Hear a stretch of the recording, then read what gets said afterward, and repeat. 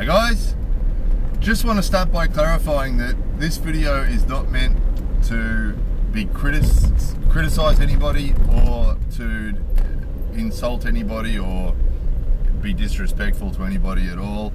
It's just another heads up video for our How to Do Stuff in Japan playlist, and it's for people who might spend sort of a longer time in Japan. Probably these sorts of things, these sorts of topics, if you're only in Japan for a week or two, even if you notice them, they're just going to be like novelties and slightly entertaining probably. But these are the sort of things that when you live in Japan long term, it can sometimes be difficult. So under the heading of voodoo, and it's just, I've just called it that, again, not meant any disrespect to anybody, but it's just the feeling that you can get sometimes when you're living in a society where everybody believes a particular thing, and yet you know that the majority of the world doesn't believe that particular thing. So it can leave you with that feeling that you get a mixed feeling. You get a mixed feeling that the society's telling you that you're weird because you don't believe the same thing, but at the same time you're aware of the fact that the rest of the world doesn't believe it either. And so the word voodoo can come up when you're thinking about these things. So a few examples, a couple of sort of obvious ones that are really partly superstition and partly traditional culture. And again, not everybody thinks this way or believes these things, but they are quite commonly believed. And one is dates, lucky dates and unlucky dates. And when you come to do something like get married or have a funeral or some sort of big event like that in Japan, there's a calendar that people often consult, and it tells you the lucky days and the unlucky days. And so you can be sitting at the wedding planner planning your wedding and trying to pick a date and have it this date. That date would be very convenient for my family, and oh no, that date's no good because that's an unlucky date. So no one's going to get married on that day because that's an unlucky date. And so you have to go through and remove all the unlucky dates from the possibilities and try and pick a date for the wedding that's a lucky date. Similarly for funerals, they do the same thing, and other big events as well.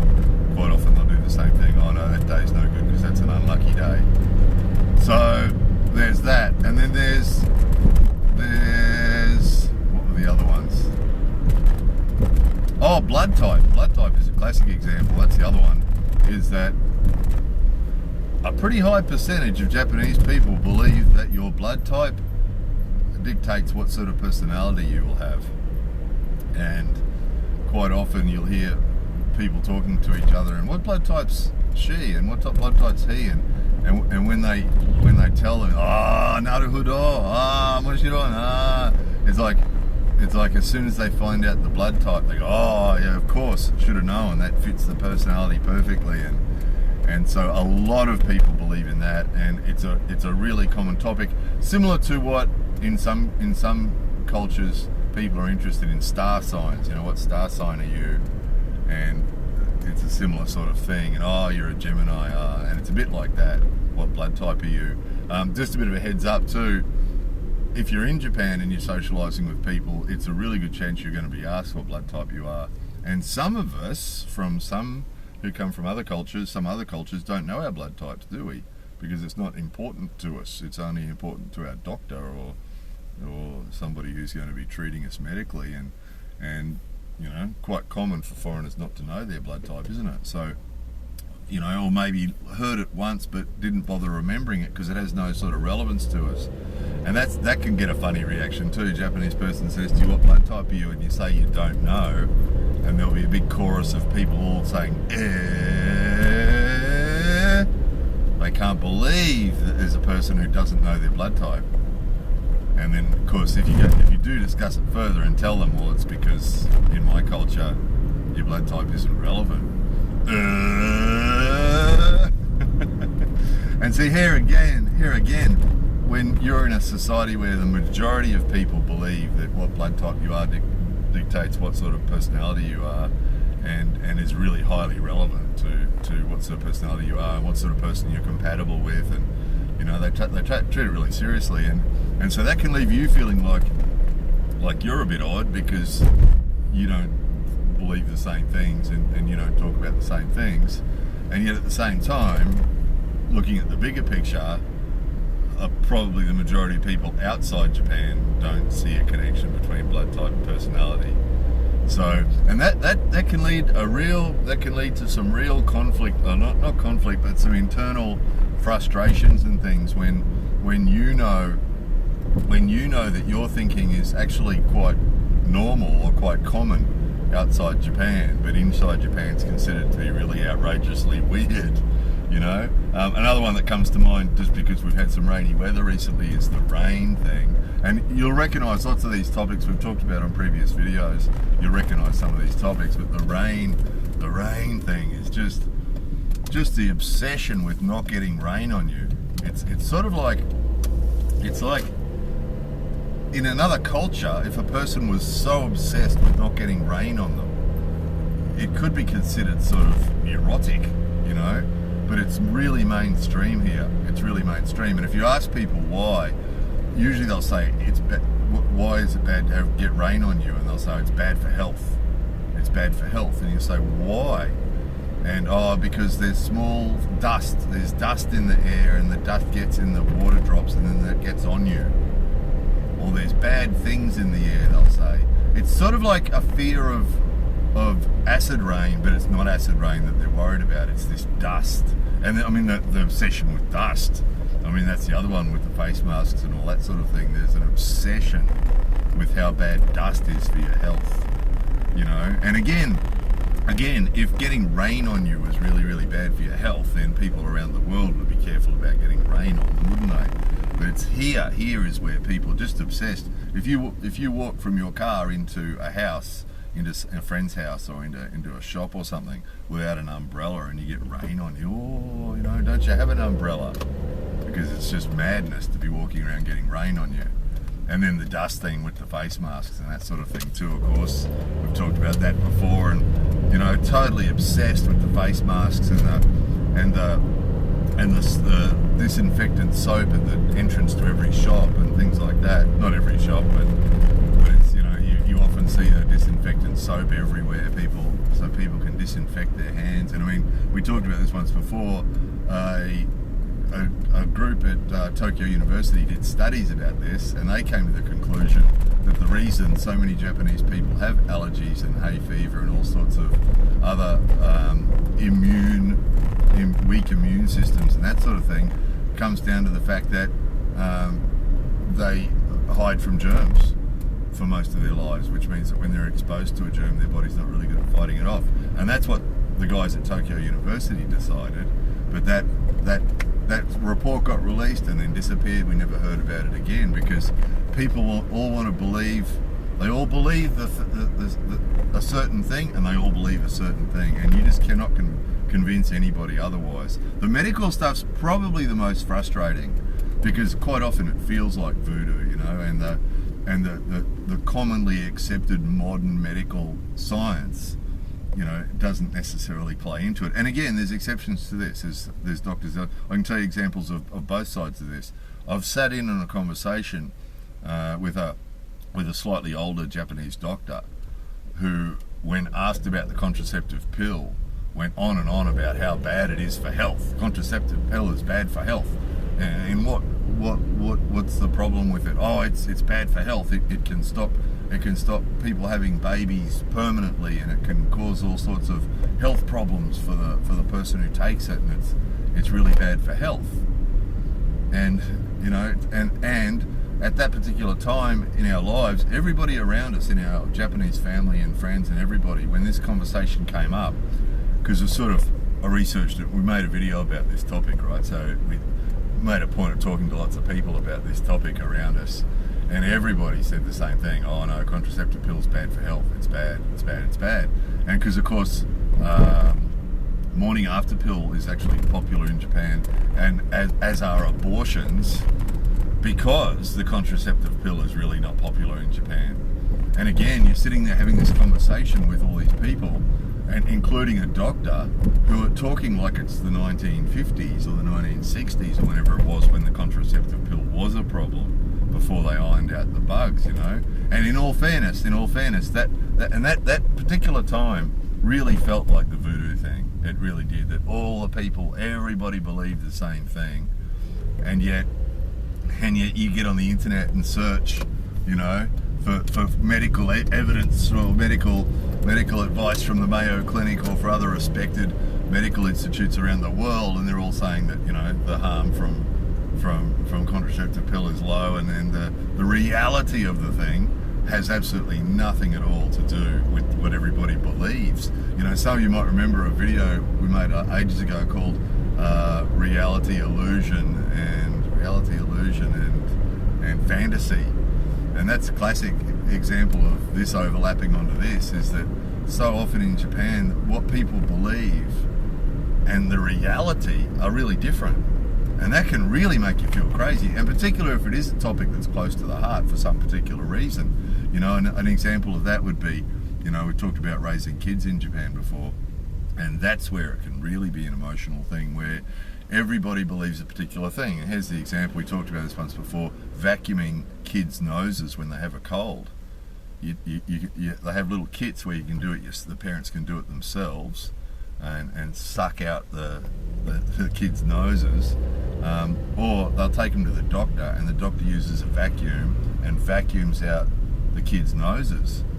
And you know, and of course what happens is the kid gets back in the car and goes home, and by the time they get home, their nose is blocked up again. You know, that's obviously, it's only a temporary fix, but just about everybody you talk to believes that that's good. And a lot of adults have it done too. If they have a cold, they go off. You know, first thing they do is take the day off work because, I can't do anything because I've got a cold. That's really common. And then they go off to the doctor and have their nose vacuumed because they think that it's good. They believe that it makes you heal quicker. If you have your nose vacuumed, that it'll make you heal up quicker.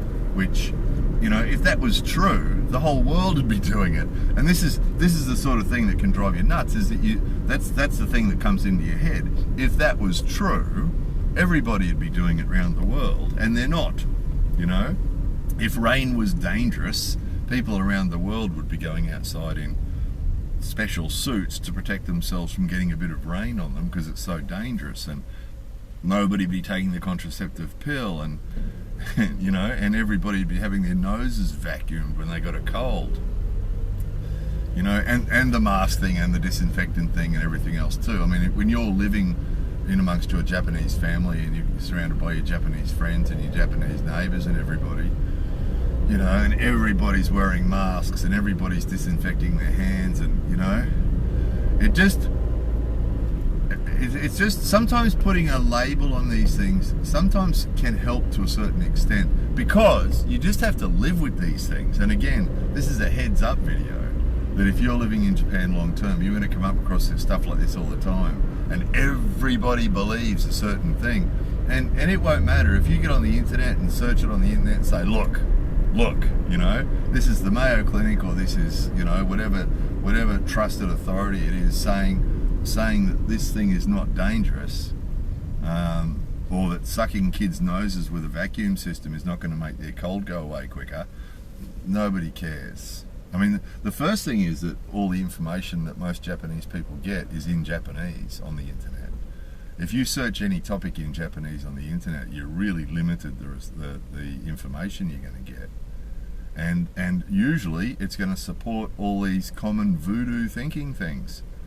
You know, it's going to be, you know, search vacuuming noses on the internet and in Japanese, and it'll all come up.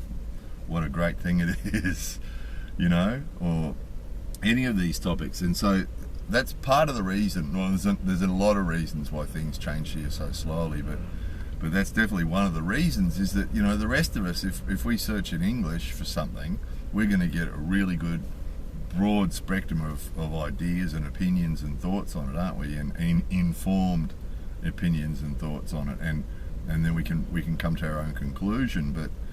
But you know, most of the people here, when they search things on the internet, they just get it in Japanese, and then everybody around them tells them the same thing.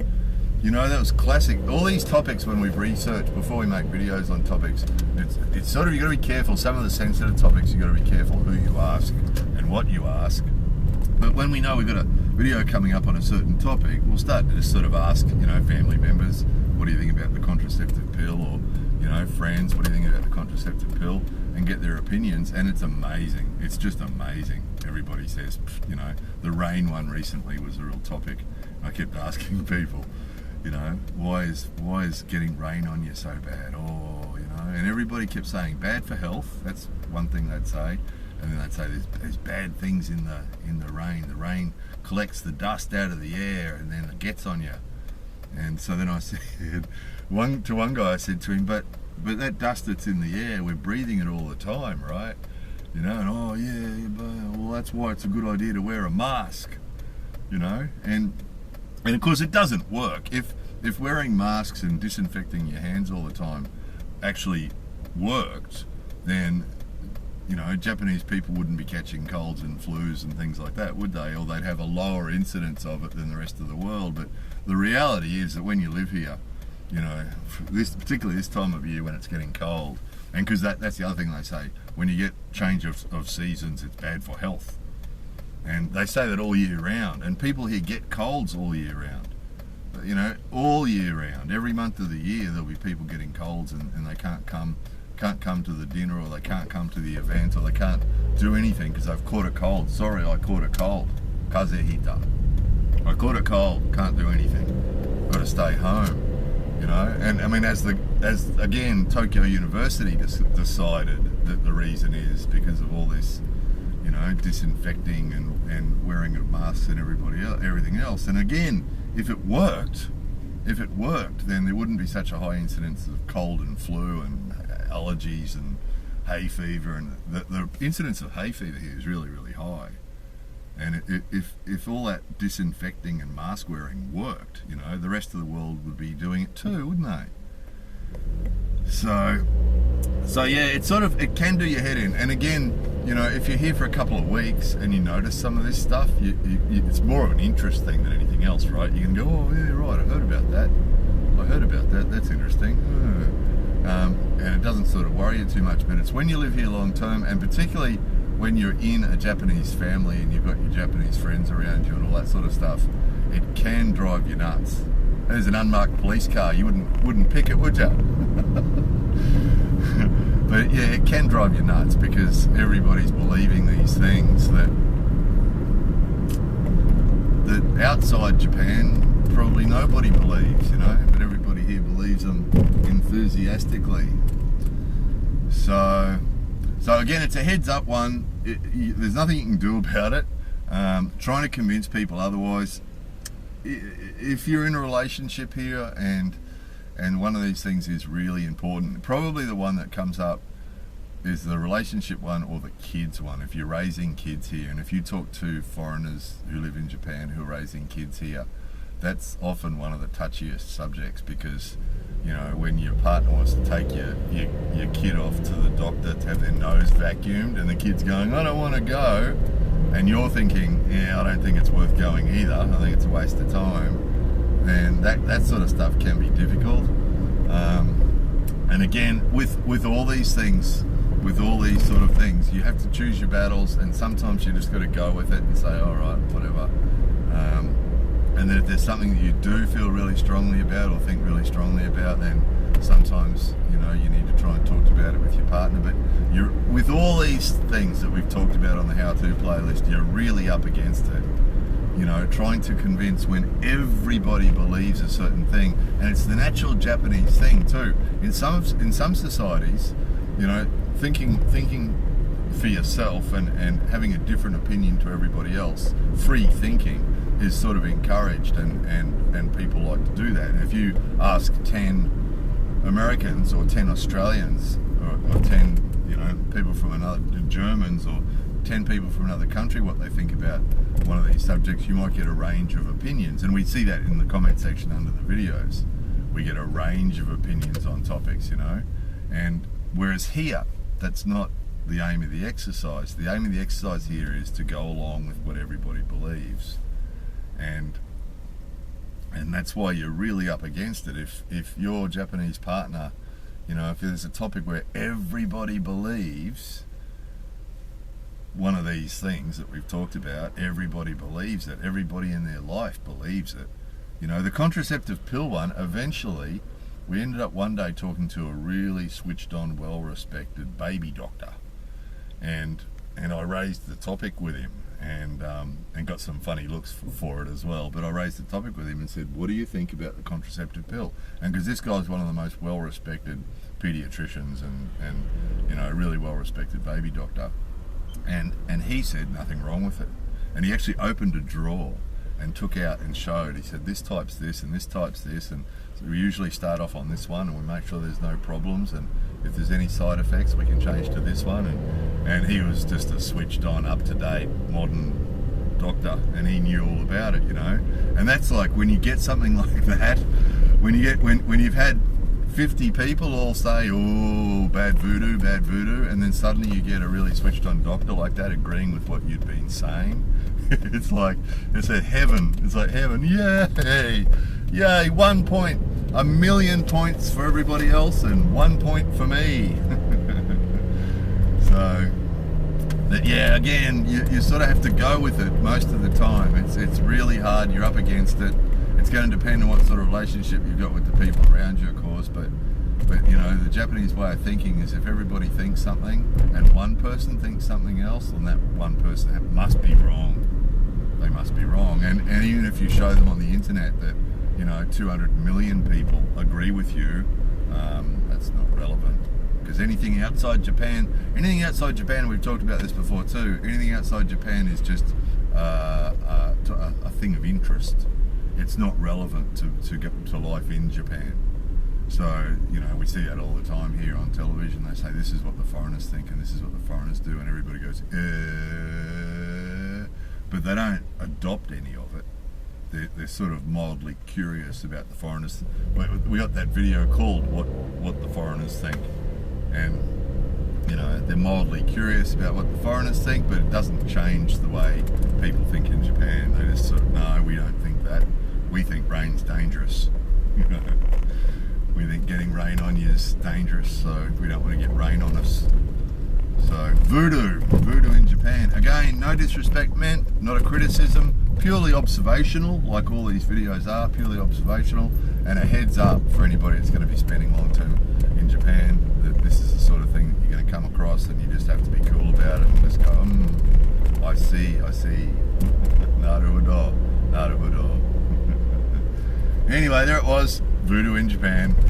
More videos coming soon.